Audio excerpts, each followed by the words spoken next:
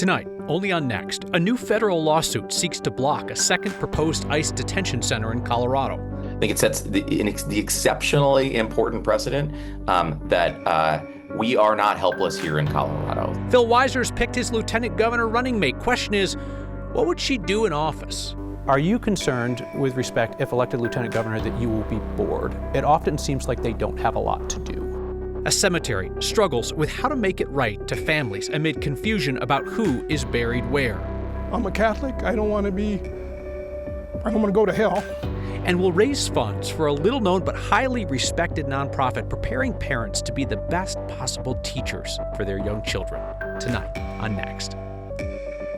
The small town of Hudson, Colorado says it cannot stop plans for a new ICE detention center. A newly filed federal lawsuit says Hudson's leaders can stop the project. Our Mark Salinger is the first to report on this new strategy to block the immigration detention facility. From outside, the old prison in Hudson certainly looks like the type of place where people in custody would be held. But a new lawsuit argues the land is not zoned as a correctional facility and therefore legally can't be used as an immigration detention center unless the town made zoning changes through a public process. If they want the facility to be used in these kinds of ways, then they have to go through the proper procedures to allow for that special use. Late this evening, attorney David Seligman filed a lawsuit against Hudson. It's the first legal action taken against the town in Weld County since ICE announced it would soon house up to 1,200 people at the shuttered prison. It has the responsibility, it has the obligation to enforce local zoning laws. A draft of the lawsuit reviewed by 9 News states the facility is zoned as an industrial district and was last used from 2009 to 2013 as a private prison. At the time, the facility operated under a conditional use permit issued in 2008 and approved by Hudson voters through a ballot measure. Since it has been closed for more than a decade, the lawsuit argues that permit is no longer valid. They're obligated under Colorado law to treat the ICE facility just like any other type of facility that might come into town, and to give the people of Hudson and the people of Colorado a voice in this process. The town of Hudson has previously said it has no approval authority over federal immigration detention operations at the private facility. Protesters have shown up to town council meetings arguing town leaders could do more.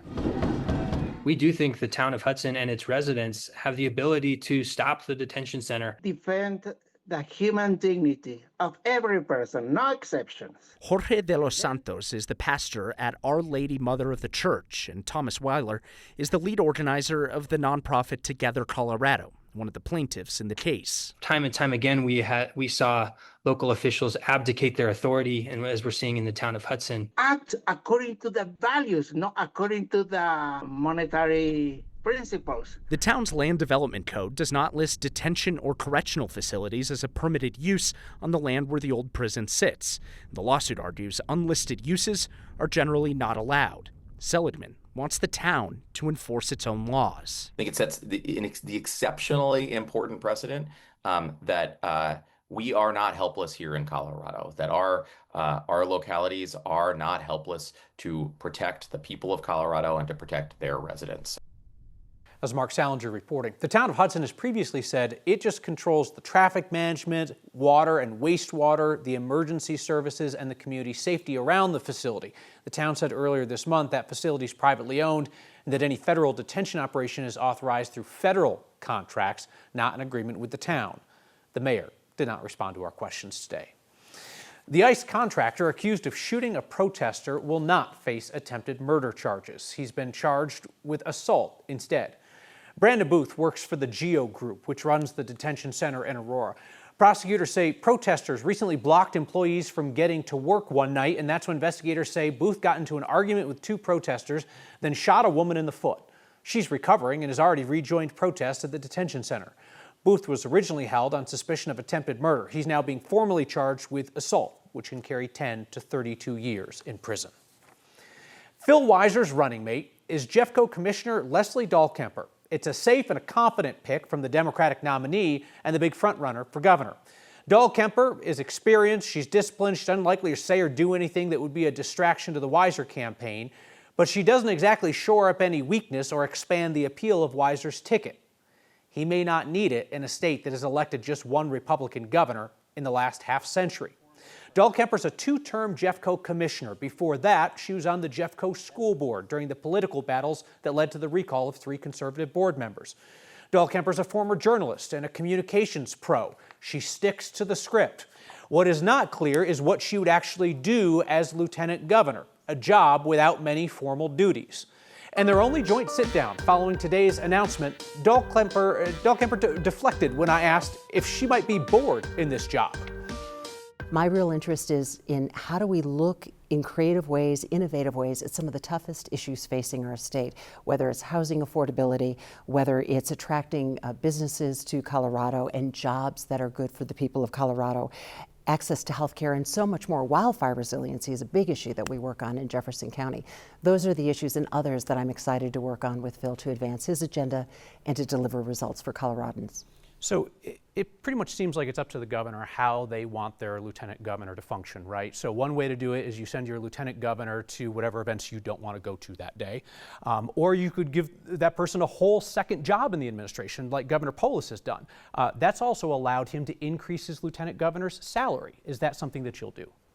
What we have with Leslie, and this is extraordinary, we have a best available athlete who can play multiple positions. So for baseball fans, think Shohei Ohtani. Great pitcher, great hitter. That's Leslie. She can play multiple positions. So my honest answer, I don't know how we're going to use her, and that's a luxury because she can cover so many different positions. Let's take wildfire resilience. We don't have an office of wildfire resilience, but having Leslie as my lieutenant governor gives me somebody who knows how to lead on that issue. We've talked about behavioral health, education. Former president of the school board, one of the issues I'm really concerned about is we've hollowed out our education system, the so-called BS factor, which is BS, but it means budget stabilization. How do we reinvest in education? Leslie's leadership skills gives us really special opportunities, so we'll see. Picking a running mate from a neighboring county is going to reinforce what Republicans say, which is that Democrats only care about the metro area. How do you respond? I want to offer 2 responses. First, get to know both of us, who we are, how we show up. And by the way, Leslie has roots in Southern Colorado that she can talk about. The second point is the work I did on the opioid crisis that we've talked about is work I did showing up all across Colorado. The leadership Leslie provided was for all across Colorado. I've had rural county commissioners reach out to me since this announcement telling me how this gives them confidence of my commitment to lead our whole state. Weiser's campaign celebrated Dahlkemper's work rolling back the taxpayer Bill of Rights restrictions to allow Jeffco to keep more tax revenue. They tried 3 times. Voters finally approved it. When I asked Weiser and Dahlkemper if that means that they're going to be gunning for Tabor as a whole, statewide, Weiser said that voters should always be able to vote on tax increases. But he said the rest of Tabor needs to be up for discussion. Dahlkemper ignored my questions about Republican candidate Victor Marks as if the man did not exist. Marks has yet to pick a running mate, though today his campaign declined to have their ticket sit down and take questions from 9 News once it's announced. You can see my full conversation with Weiser and Dahlkemper on the next YouTube channel. Every child's first teacher will be a parent. Some parents are ready and equipped for that role. Others could use guidance on making their kids' preschool years a time of learning and growth and happiness. That's where the nonprofit Parent Possible comes in, and they're the recipient of this week's Word of Thanks microgiving campaign. Parent Possible has done this work in Colorado for decades, and they're deeply respected. Their home visitors work one-on-one with parents to help make each home a place where kids learn and grow, feel safe and supported. They teach parents how to teach kids the foundational skills that they will need to go to school prepared to learn. Like many nonprofits, Parent Possible has dealt with the impact of federal funding cuts. We can help them provide more families with that crucial support that they need to help their kids succeed in life. Scan the QR code on your screen or text the word THANKS to 303-871-1491 to get that link to donate. Even $5 helps. That's how you've raised $19 million across Colorado, and you know the deal. I'm never just going to sit here and ask you to give, so I'll match the first 50 donations of $5 to get us going. More than 8,000 of you are signed up to make a monthly donation to the Word of Thanks Fund. You pick a donation amount, put your info in once, and automatically your donation's split among all the nonprofits we feature month after month. And that's expected to add about $40,000 a week to all 5 campaigns this month. Lafayette asked its citizens to think about where they're going after they die, because the historic cemetery there has hit capacity. I don't want to be buried on top of somebody. But I do want to be buried in Lafayette, as close to my parents as I can be. And some towns are abuzz about the possibility of deliveries by drone. That's next. A years-long cemetery mystery in Lafayette's leaving some families uncertain about their final resting place. Last night, City Council approved a plan to address the problem. It involves asking a lot of folks to come up with a plan B for their burial. Our Evan Krugel explains. A lot of family buried here in Lafayette. On the west side of the Lafayette Cemetery sits a gravestone with 2 words clearly printed. It says, Ortega together forever. That's what my father wanted. He wanted me to be buried with him. It's why Jim Ortega purchased 2 plots here, That's correct. just feet away from his mother and father. My father's here and my wife's is here. Jim has spent the past 43 years thinking this is where he'd rest. Yeah, I thought I had real estate here.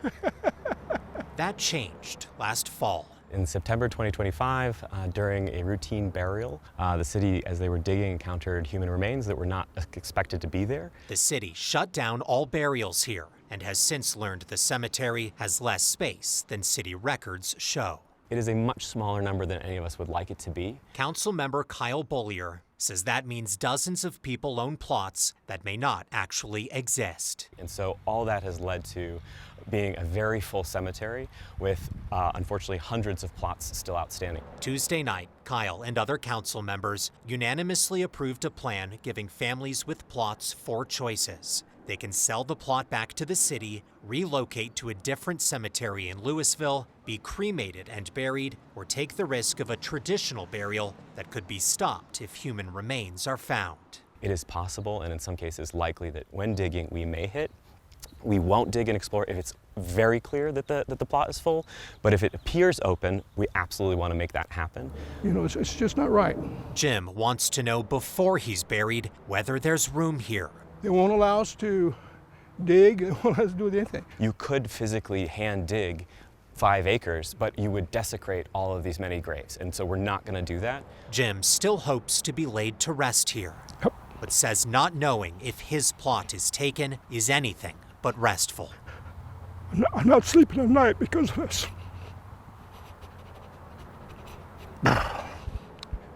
It breaks my heart. Now, people who own plots at the cemetery have until January 31st to choose which option they want to pursue. Again, if they choose a casket burial, they'll need to have a backup plan in place in that event that they dig into the ground and that spot they thought was empty is already taken. Kyle. Maybe this is a dumb question, but there's nothing that exists in the technological space that would allow them to go out and survey these individual plots just to give people some peace of mind? They've done that surveying underground. The problem is it shows there's something there, but it doesn't show what it is. It could be a tree root. It could be an old piece of metal. It could be human remains. Unfortunately, the only way to know for sure is to dig into the ground, and they don't want to have a prairie dog hole situation where there's 500 holes across this cemetery, so they're waiting until people pass to physically dig into the ground to see if those spots are truly available. Wow, as a sad and fascinating situation. Evan Krugel, thank you.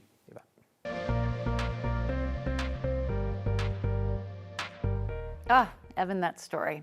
The weather story is evolving. We have heavy rain falling in downtown Denver, and it's impacting travel for those heading home after work or summer school. We do have poor visibility and some standing water on the roadways. We managed low 90s in Denver today with triple-digit highs over southeastern Colorado, but due to the cloud cover and the rain, we've cooled back to 78 degrees in Denver. It feels amazing out there.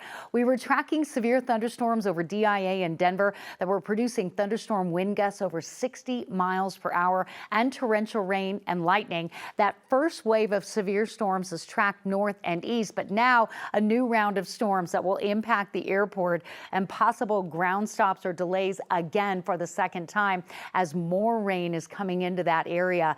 A second round of showers coming through Roxborough, Highlands Ranch, and Parker. And just moments ago, the flash flood warning in Jefferson County and Park County has canceled. So good news there. Slow-moving thunderstorms will continue to drop heavy rain, so this flash flood watch will continue tonight. And these are flash flood warnings embedded within that watch area. So expect some rain in Denver. If you haven't seen any yet, we've got a good chance between now and 10 to see those heavy downpours. We're going to see this again tomorrow, and then we go right back to the hot, dry weather pattern that'll see us in the 90s. But look at your sleeping weather tonight. Good stuff. And so tomorrow, the coolest day of the week at 85 with rain, sunshine in 90s Friday, and your weekend looks hot and dry with highs near 100 degrees both Saturday and Sunday. Castle Rock and Parker are declaring a no-fly zone for door-to-door drone delivery.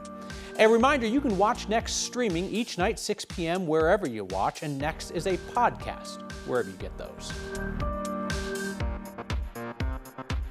Big retailers like Walmart and Amazon see delivery drones as the future of shipping. It will not be in the near future for folks in Parker and Castle Rock because leaders there just passed emergency ordinances this week blocking delivery drones from buzzing around town. Those towns have both been eyed as future sites for drone delivery hubs. Right now, neither town has rules in place to govern traffic, noise, safety, the wildlife impacts, of little flying robots taking groceries door to door. Parker's town council wants at least a 9-month pause before drone delivery companies could put in a hub. Castle Rock's looking at a 6-month pause. Town leaders there say they aren't against the technology altogether. They would like somebody else to go first and work out the kinks. We think that it's probably it'll happen eventually, but we'd like somebody else to figure it out a little bit, and we want to figure it out on our own as well. And I just think that, you know, there's a lot more questions than answers right now, and we'd like a lot of those questions answered. We're not trying to tell the FAA how to do their job or other companies how to do their job. We just want to make sure that we're part of the process. The towns have limited control over delivery drones, which are regulated by the Federal Aviation Administration, as he alluded to, but the towns do have say over land use and zoning, which would control the hubs where drones could land and take off. We are back with your feedback next. Thank you much. You're welcome much. Some parents instinctively seem to know how to be their child's first teacher. Other parents could use some instruction, and that is where the nonprofit Parent Possible comes in across Colorado. Scan the QR code on your screen or text the word thanks to 303-871-1491 to join me and a bunch of others in donating to support that nonprofit's work this week. Parent Possible's home visitors help parents learn the skills they'll need to help their children learn. Kids raised in homes where parents are capable and enthusiastic teachers are kids that go off to school ready to learn and succeed throughout life. Parent Possible has done this work around Colorado for decades, and they are working hard to sustain their programs in the face of federal funding cutbacks. Feedback tonight from Steve, who writes, Kyle, I would like to see you invite both the Republican Party and the Democratic Party to debate for governor against the independent candidate, Greg Lopez, and include the lieutenant governor. Steve says, watch your debates before. Think y'all do an excellent job. We deserve to see all the parties and what they stand for. So, Steve, there's a little bit to unpack there, right? We will be offering a debate in the race for governor. We hope that the candidates are interested in debating and sharing their views in front of Coloradans and watching to see how they do when they're tested and pushed on these views. Now, as for including the lieutenant governors, I'm going to respectfully pass on that because it's a bit of a ceremonial position in Colorado, as indicated by my interview with Leslie Delcamper today. The biggest question for the next lieutenant governor is, how are you going to occupy your time?